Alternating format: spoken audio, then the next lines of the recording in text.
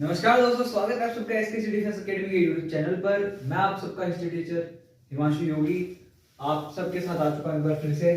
और आज हम पढ़ने वाले हैं जहांगीर, शाहजहां और औरंगजेब। आज तीनों एक वीडियो में निपटा देंगे।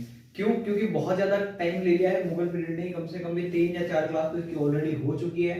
और अब आगे के जो राजा हैं उनके बारे में जो मोटी मोटी बातें हैं वही मैं आपको बताऊंगा। ज्यादा डीप के अंदर नहीं घुसेंगे, क्योंकि जो काम नहीं आने वाली अपने उसको फालतू पढ़ने का कोई जरूरत नहीं है। और जो काम अगर किसी को लगता है कि ज्यादा हिस्ट्री के बारे में जानना है तो वो भी बुक लेके पढ़ो, ठीक है।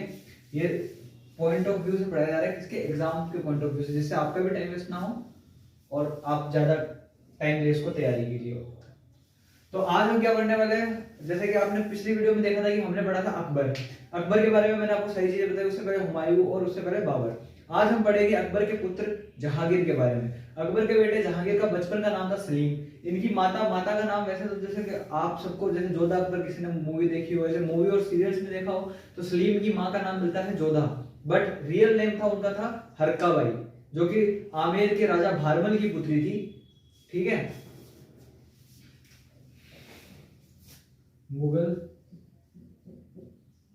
साम्राज्य, ठीक है।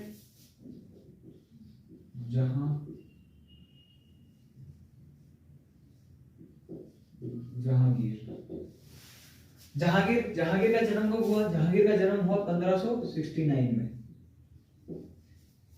ठीक है। कहां पर हुआ था? फतेहपुर सीकरी के अंदर इनका जन्म हुआ था। अकबर 1540 के अंदर पैदा होता है, 1542 के अंदर पैदा होता है, सॉरी।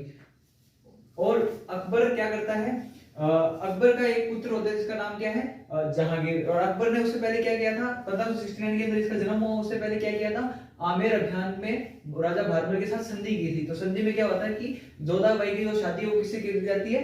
अकबर से कर दी जाती है। उसके बाद में जो पुत्र होता है वो उसका नाम क्या दिया जाता है? जहांगीर। बचपन में इसका नाम सलीम था। जोधा बाई को मरियम उज जवानी की उपाधि मिली थी, क्योंकि मुगल साम्राज्य के अंदर जो मैन राजा होता है उसकी वो वाली पत्नी जिससे उसको पुत्र प्राप्ति होती है, अगले शासक जो बनेगा उस पुत्र की प्राप्ति होती है, उसे मरियम उज जवानी कहते हैं, ठीक है। तो सबसे पहले इसके पिता का नाम लिख लो। पिता का नाम पूरे हिंदुस्तान को पता है। पिता अकबर, माता जोधा, जो कि तथाकथित आपके मूवीज वगैरह नाटकों में मिलता है। बाकी हमारे यहाँ पे जोधा का कोई नाम नहीं है। हमें हर बुक्स के अंदर हरका बाई देखने को मिलता है। ये मैंने आपकी अंडरस्टैंडिंग के लिए लिखा है, इसको ज्यादा गौर करने की जरूरत नहीं है। जन्म हुआ 1569 में, कहां पर? फतेहपुर सीकरी, ठीक है। फतेहपुर सीकरी के अंदर जन्म होता है। इनके टाइम पे माना जाता है कि इनका जो काल था वो पेंटिंग्स के लिए और जस्टिस के लिए, मतलब न्याय के लिए और कला के लिए। कला कौन सी कला? पेंटिंग की कला, चित्रकारी की कला के लिए बहुत ही ज्यादा प्रसिद्ध था। इनके टाइम पे है ना, मतलब सबसे गोल्डन एज माना जाता है। यहां पर लिख लो जहां, हिंदी इंग्लिश में लिख लो इसको, कोई जहांगीर पीरियड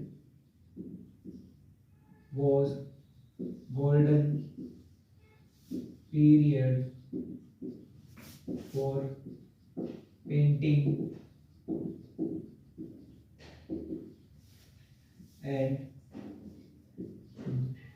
justice, मतलब न्याय और पेंटिंग्स के लिए ये गोल्डन पीरियड था। जहांगीर के दरबार में गोल्डन पीरियड था, तो इसका मतलब जाहिर सी बात है कि उसके दरबार में ऐसे लोग भी रहे होंगे जिन्होंने पेंटिंग का काम आता है, जो है ना बहुत ही ज्यादा प्रसिद्ध है पेंटिंग में। तो इसमें मोटे मोटे 2-3 नाम मिलते हैं जो कि जहांगीर के कोर्ट के अंदर थे। कौन? पेंटर्स, जो कि काफी अच्छी पेंटिंग किया करते थे, जिनका अच्छा नाम। तो जहांगीर के कोर्ट के है ना 2 मुख्य पेंटर थे, जिनका नाम था, एक का नाम था मंसू और एक का नाम था बिशनदास।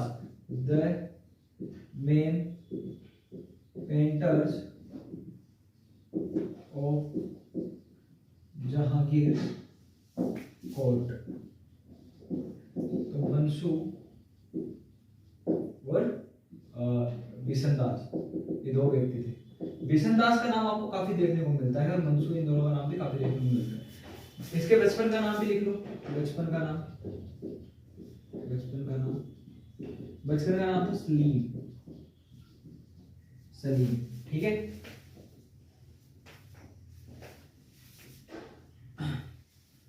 ये राजा बने थे 1605 में अकबर की मृत्यु, 1605 में राजा बने थे। 1605 में जहांगीर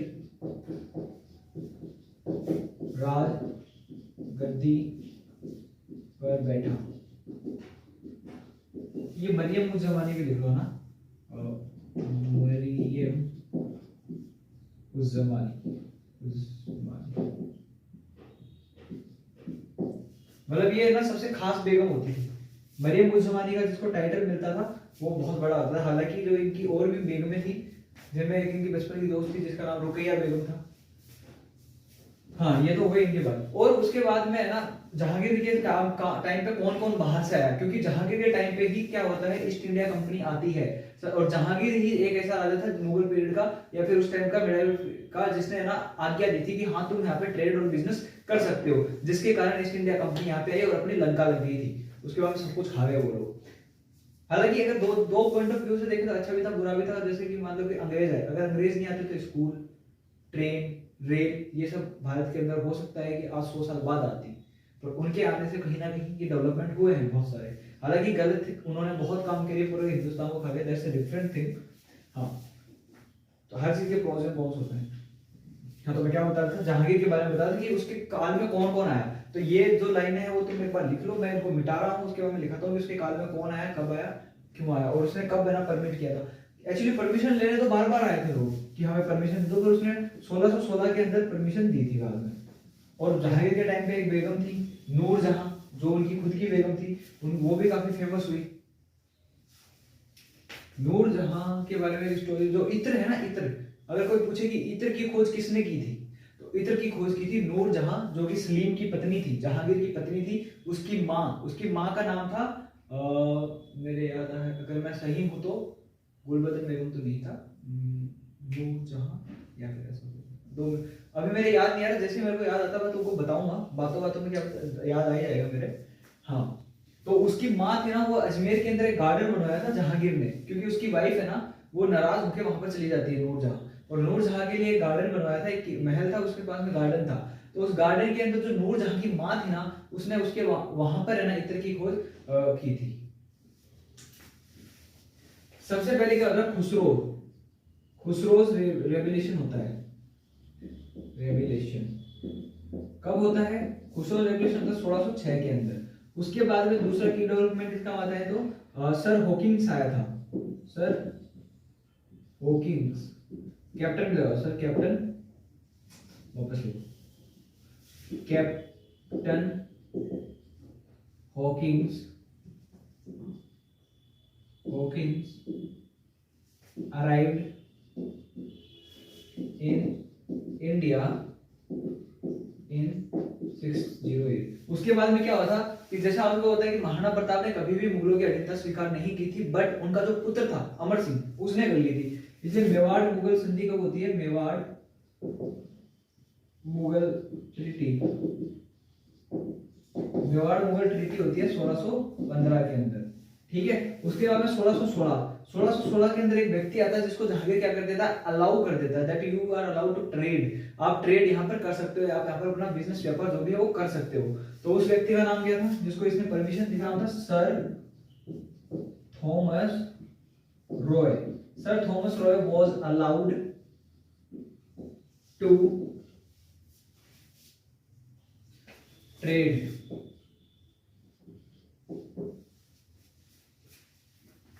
ठीक है, ये हो गई मोटी मोटी वाली। सबसे पहले खुसरोज का रिवॉल्यूशन हुआ था उस टाइम पे 1606 के अंदर। Captain Hawkins arrived in India in 1608, और मेवाड़ मुगल संधि हुई थी 1605 के अंदर, सॉरी 1615 के अंदर। 1616 के अंदर sir Thomas Roy was allowed to trade.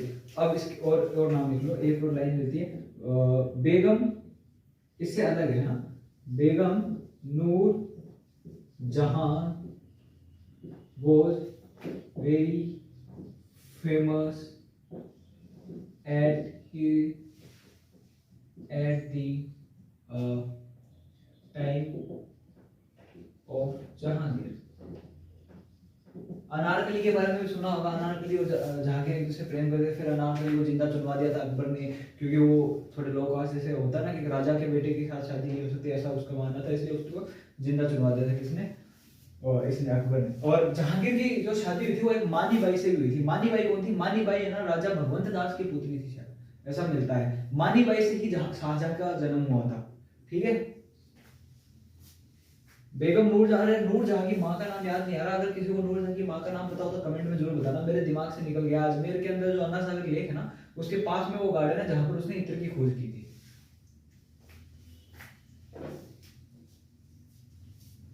हाँ, तो ये हो गई बात मोटी मोटी जहांगीर के बारे में। और तो इसके बारे में ज्यादा कुछ मिलता नहीं है, इनके टाइम पे यही मिलते हैं। और जहांगीर के बाद में 1627 के अंदर मृत्यु हो गई थी। Jahangir died in 1627 AD। तो इसका कब से कब तक चला, ये इसका जन्म लिखा मैंने, है ना। और इसका चला कब से कब तक? 1605 से लेकर 1627। तो कितने साल चल गया?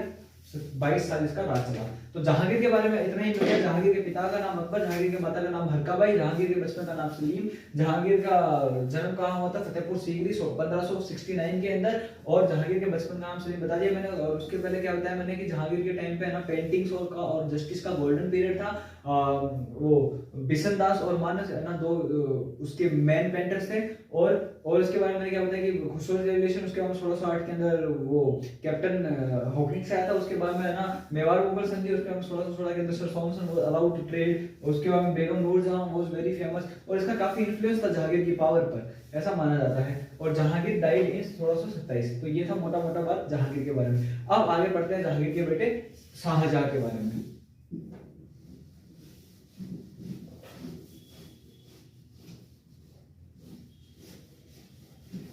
तो बात करें अगले राजा जहांगीर के पिता शाहजहां के बारे में। जैसे कि शाहजहां के बारे में सबसे मेन बात हम सबको पता है वो ये है कि उसने ताजमहल बनवाया था। ताजमहल का कंस्ट्रक्शन उसने कराया था, मतलब कि उसका जो है ना ज्यादातर योगदान था वो आर्किटेक्ट के अंदर था। जैसे उसने दीवाने आम और दीवाने खास बनाई, उसने मयूर सिंहासन का पीकॉक थ्रोन का उसने बनवाया था, गोल्ड का बना हुआ था वो। तो ये सारी बातें इसके पीरियड में अपन पढ़ेंगे। अब अगला टॉपिक डाल लो, हेडिंग डाल लो, शाहजहां। शाहजहां कब से कब तक राज करता है? 1628 से लेकर 1630 साल तक लगता है ये, 1658। ठीक है। ठीक है। तो अब बात करें तो इसकी पिता की। पिता जहांगीर, माता माता मानीबाई, बचपन का नाम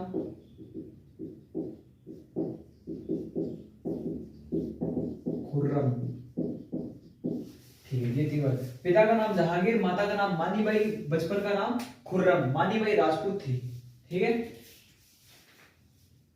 अब बात करें तो इसके बारे में क्या मिलता है कि the period of Shahjahan was the golden period of the Mughal time, is the golden period of Mughal empire. मतलब कि क्या था कि इसके टाइम पे जो था वो स्वर्ण काल था किसका? मुगल साम्राज्य का। तो यहाँ पे ये भी लिख लो, the period of Shahjahan is golden period of Mughal empire.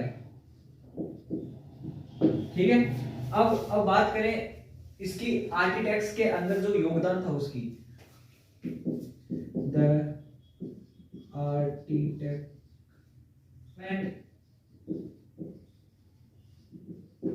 Of Shahjahan.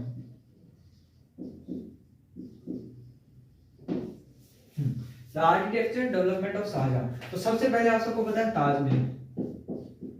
Taj Mahal क्यों बनवाया था? अपनी पत्नी मुमताज के याद के अंदर बनवाया था। तो हेडिंग डाल दो ताजमहल। ताजमहल के बारे में भी हम आपको बातें बताएंगे। ताजमहल किसका बना हुआ है? Made up of white marbles. सबसे पहले लिखो किसके याद में बनाया था?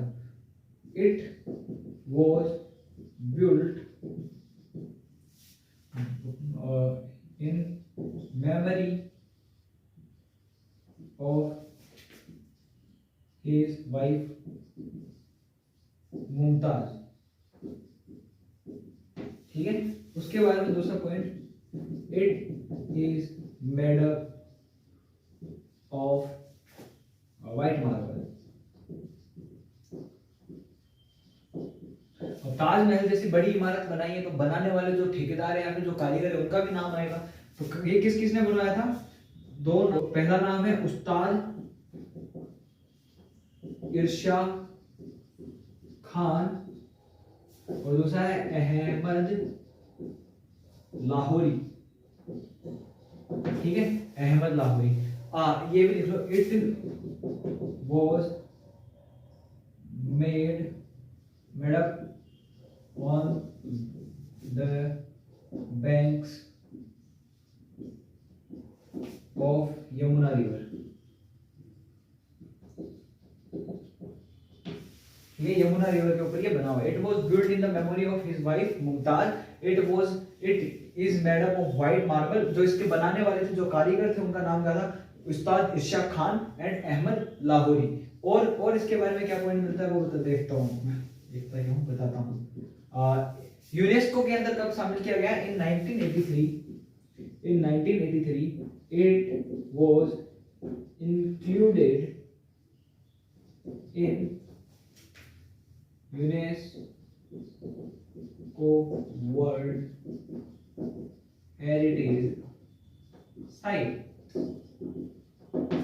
ठीक है, और ये 7 वंडर्स के अंदर है। ये बात तो मैं आपके बच्चे नहीं हो तो आपको बताऊंगा, आप सबको बताई होगी। ठीक है, और इसके जो बनाने की कला थी, जैसे अपने मंदिर बनते हैं वो नागर शैली में बनते हैं, कोई द्रविड़ शैली का मंदिर होता है, उसी प्रकार ये कौन सी शैली में बना था? तो ये Persian. It is made up in style, जैसे कि पर्शियन और इंडो इस्लामिक और टर्किश, इन स्टाइल्स के अंदर ये बना हुआ है। तो ये बात हो गई यहाँ तक ताजमहल के बारे में। हाँ, Taj Mahal it was made up on the banks of Yamuna river. Yamuna river के किनारे है ताजमहल। कई बार है ना एसएससी जीडी में है ना, एसएससी एमटीएस में है ना, कई बार 25 में से एक सवाल मिलता है ऐसा कि ताजमहल किसके किनारे। एक आधा सवाल बहुत इजी मिलेगा, बहुत इजी मिलेगा। गरबा कहाँ मनाया जाता है, जो स्टडी जीके के सवाल होते हैं, बहुत इजी सवाल होता है। 25 में से एक ही मिलता, ज्यादा नहीं मिलता, 25 में से एक मिलता है। It was built in the memory of his wife Mumtaz. It is made of white marble. उस्ताद इरशाद खान अहमद लाहौरी। उस्ताद इरशाद खान और अहमद लाहौरी वो व्यक्ति थे जिन दोनों ने ये ताजमहल बनाया था। In 1983, it was included in the UNESCO World Heritage Site. It is made up in style like Persian में बना हुआ है, इंडो इस्लामिक में बना हुआ है, टर्किश में बना हुआ है। ठीक है, अब बात करें दूसरी चीज की, जो इसने बनवाई थी उसका नाम था पीकॉक थ्रोन या फिर मयूर सिंहासन। ये मैं मिटा रहा हूं ना,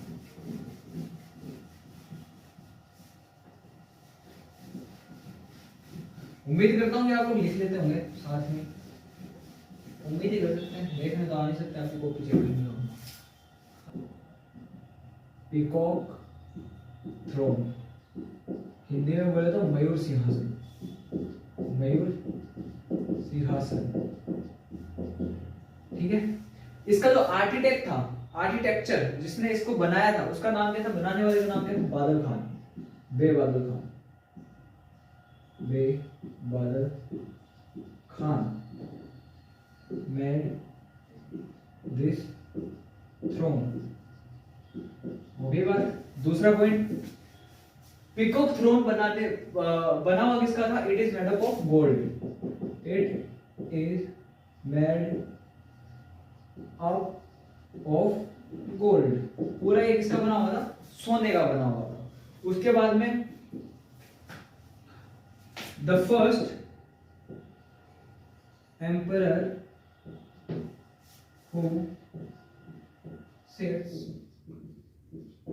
on, the first emperor who sits on, क्या बोलते हैं इसको? Peacock thrown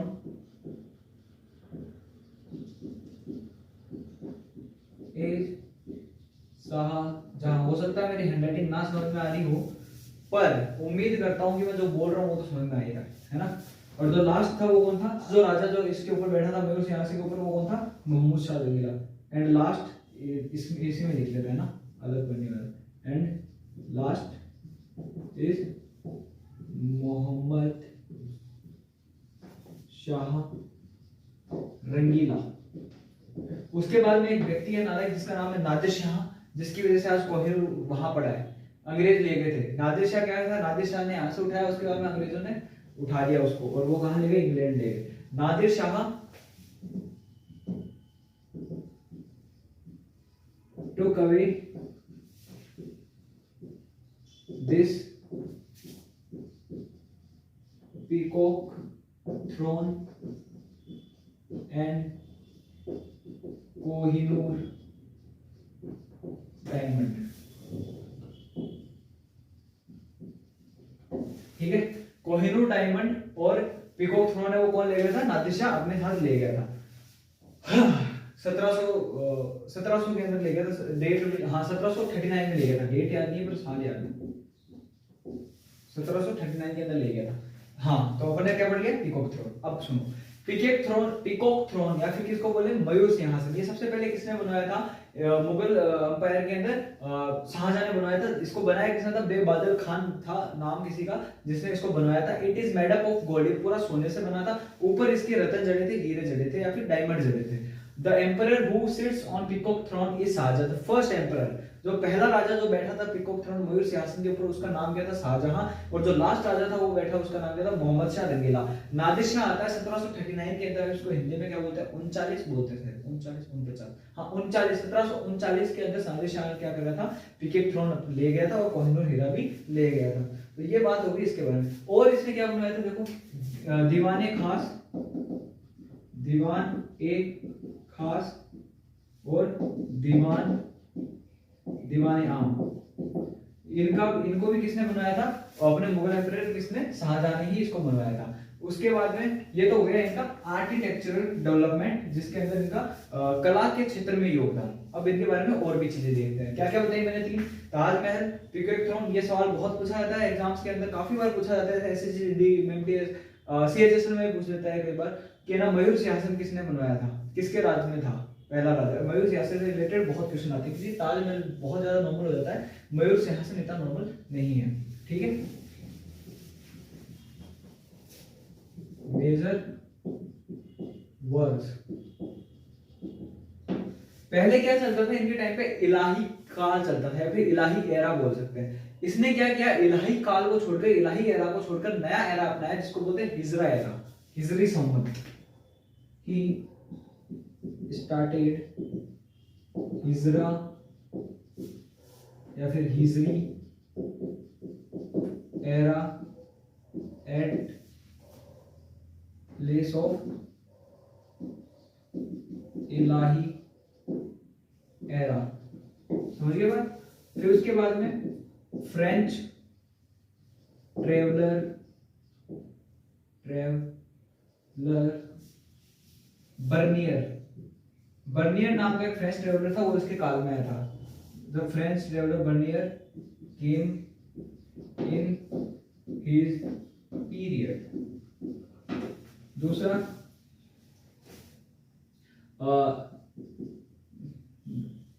the paibos and sijda was banned।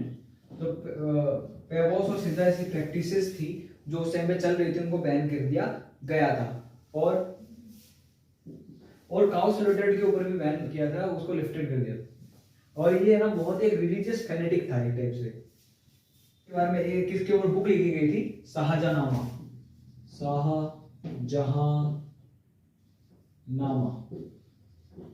जिसको लिखा किसने था, इनायत खान।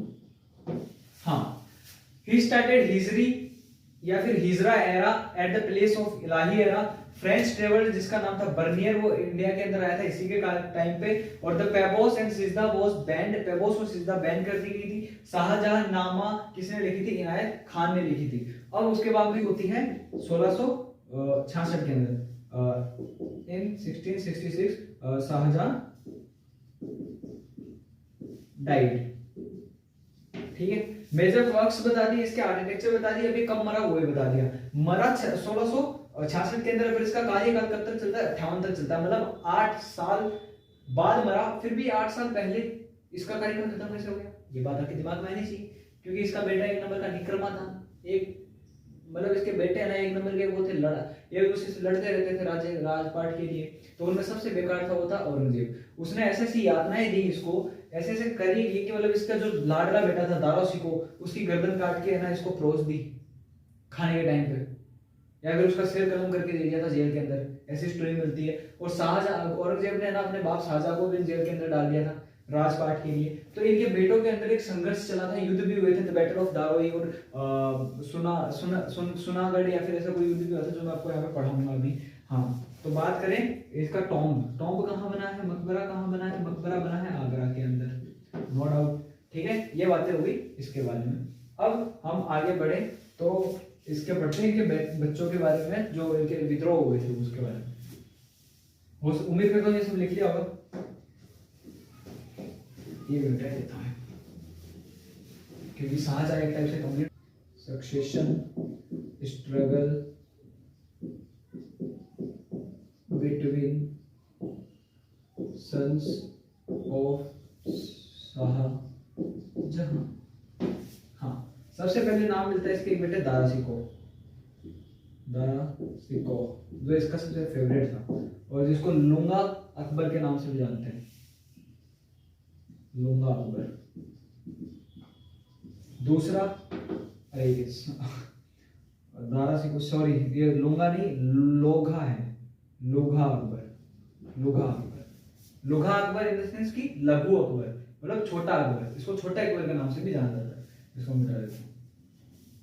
इस टाइम पे पता है जब दारा सिको ये सब चला था, राजस्थान के बड़े ही एक राजा हुए थे जिसका नाम था वीर दुर्गादास राठौड़, मारवाड़ के, जिस राजा अजीत सिंह जब अगला राजा बना था तो अजीत सिंह की संरक्षण करते थे वीर दुर्गादास राठौड़ जो अपने मारवाड़ के थे। तो वीर दुर्गादास राठौड़ ने इन सब के जो है ना आपस में भिड़ाने में और मतलब किसी का साथ दिया, बहुत सारे काम उस टाइम पे किए थे। किसने?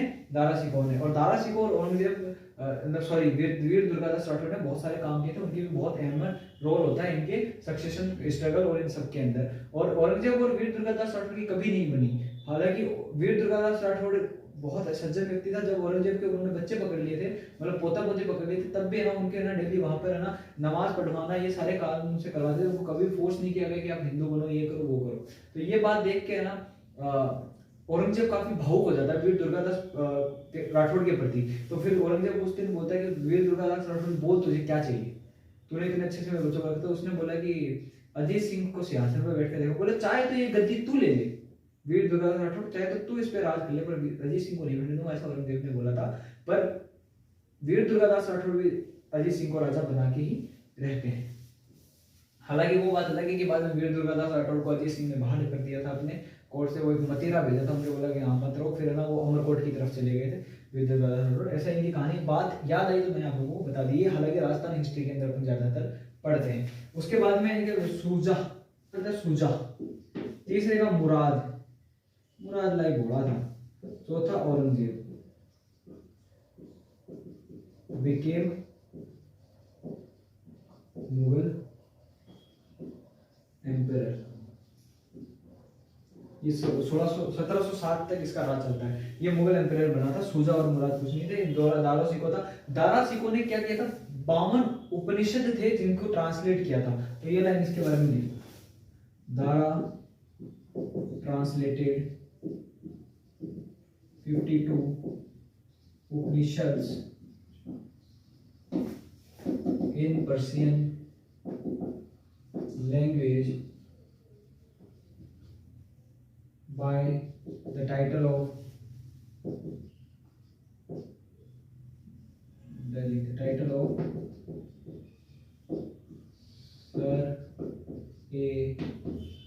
असरार।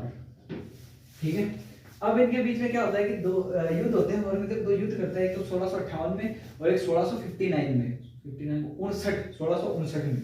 तो 1658 में युद्ध करता है, उसका नाम क्या है, यहां पे लिख लो, बैटल ऑफ सामूगढ़। हालांकि इनके बहुत होते हैं आपस में, ये होता है 1658 में। और इसके बाद battle of दारोई, battle of Dorai, ये होता है 1500, सॉरी 1500 कहाँ से आ गया, 1659, ठीक है।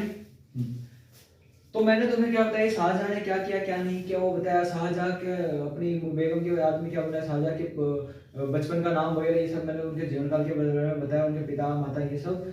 और उसके बाद में मैंने उसके आर्किटेक्चर के बारे में बताया, वो गोल्डन पीरियड था उसका पीरियड। उसके बाद में आते आते जो इनके बच्चों की लड़ाई हुई थी राजपाट के लिए, वो भी मैंने यहाँ पे तुमको बता दी है। तो एक टाइप से शाहजहां के बारे में कोई भी टॉपिक हमने नहीं छोड़ा है, हमने शाहजहां पूरा कवर कर लिया है। एक बार फिर से रिवाइज कर लेते हैं। शाहजहां के पिता का नाम था जहांगीर, शाहजहां की माता का नाम था माई मानबाई, और उसके जो बचपन का नाम था वो था खुर्रम। आर्किटेक्चर के इसने ताजमहल, दूसरा पिकेट थ्रोन, और तीसरा क्या बनवाया था इसने, दीवाने आम दीवाने खान। उसके बाद में इसके मेजर वर्क्स के अंदर गिने तो सजदा और बेगों जैसी प्रथाओं को इसने बैन किया था। एक पर्सनल ट्रेवलर था जिसका नाम था बर्नियर, वो इसके टाइम पीरियड के अंदर आया था। उसके बाद में दूसरी मैं आपको बात बताऊं तो इसका जो हिजरी समझ या फिर हिजरी एरा था वो किसने चलाया था, शाहजहां के टाइम पे पीरियड पे ही चला था। और इनके टाइम पे ना जो ये बहुत ही बड़ा रिलीजियन फेनेटिक था, और इनके टाइम पे जो काउ स्लेटर था वो भी बैन किया गया था। और ये सारी चीजें थी इनके बारे में। और उसके बाद में इनके जो बेटे का शख्स, हालांकि इसकी मृत्यु हो जाती है 1666 के अंदर, अपने जो राजपाट खत्म होता है उसके 8 साल बाद जेल के अंदर। और इसका जो पुत्र था औरंगजेब वो इसको जेल के अंदर डाल देता है और काफी सारी यातनाएं देता है किसके लिए, राजपाट के लिए। तो ये इनके जो 4 भाई मतलब 4 पुत्र हैं शाहजहां के, उनके नाम है, उनके बारे में मैंने यहाँ पे आप लोगों को बात बताई। इतना ही था शाहजहां। आज हमने पढ़ा जहांगीर और शाहजहां। कल की वीडियो में पढ़ेंगे औरंगजेब और मुगल साम्राज्य के छोटे छोटे राजा जिनके बारे में ज्यादा बातें नहीं मिलती हैं। उसके बाद अपना मुगल साम्राज्य खत्म हो जाएगा। उसके बाद में हम स्टार्ट करेंगे मॉडर्न हिस्ट्री, आधुनिक भारत, ठीक है। तो अगर ये वीडियो अच्छी लगी हो वीडियो को लाइक कर देना, कमेंट करना और सब्सक्राइब कर देना इसके लिए अकेडमी को। मिलते हैं अगली वीडियो में, तब तक के लिए जय हिंद जय भारत।